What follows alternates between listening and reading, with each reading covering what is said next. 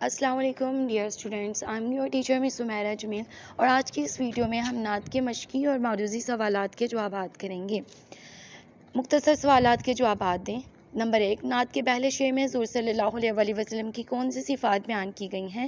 جواب، نعت کے پہلے شعر میں حضور صلی اللہ علیہ وآلہ وسلم کی درجہ ذیل صفات بیان کی گئی ہیں۔ نمبر 1، آپ صلی اللہ علیہ وآلہ وسلم دو عالم کے مددگار ہیں۔ نمبر 2، دین اسلام اور پیغام الہی کے امین ہیں۔ نمبر 3، غریبوں کے غم گسار اور ہمدرد ہیں۔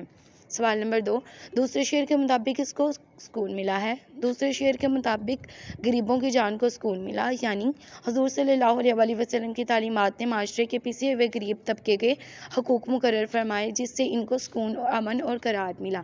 نمبر 3، انسان کو عرفان ہونے سے کیا مراد ہے؟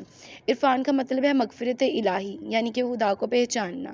انسان کو انسان کا عرفان ہونے سے مراد یہ ہے کہ ہر انسان کا ایک دوسرے انسان کو پہچاننا اور اپنے حقوق و فرائض سے آگاہ ہونا، اور یہ بھی پہچاننا کہ انسان کی تخلیق کا مقصد کیا ہے۔ سوال نمبر 4، شاعر کے نزدیک حضور صلی اللہ علیہ وآلہ وسلم کا پیغام کیا ہے؟ شاعر کے نزدیک حضور صلی اللہ علیہ وآلہ وسلم کا پیغام اصول محبت ہے، یعنی سرکار دو عالم نے محبت کو عام کر دیا۔ سوال نمبر 5، نعت کے آخری شعر میں حضرت سے مراد کون سی ہستی ہے؟ جواب، نعت کے آخری شعر میں حضرت سے مراد حضور صلی اللہ علیہ وآلہ وسلم کی ذات ہے۔ متن کی روشنی میں درست جواب پر نشان لگائیں۔ یہ نعت کس شاعر کا ہدیہ عقیدت ہے؟ درست جواب، احسان دانش۔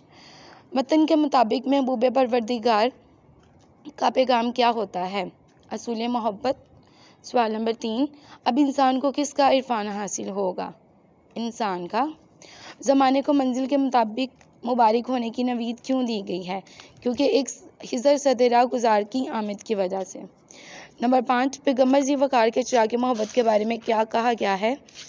کہ ہمیشہ روشن رہے گا۔ نمبر 2، کبھی نہیں بجھے گا۔ الفاظ کو جملوں میں استعمال کریں۔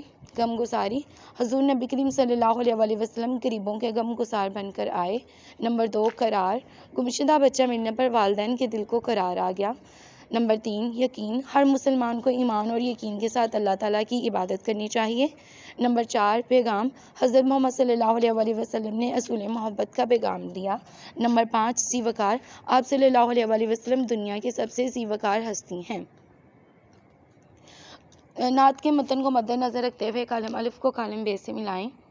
مددگار، غم گسار، اصول محبت، پیغام، یقین، اعتبار، خضر، راہ گزار، انسان، عرفان۔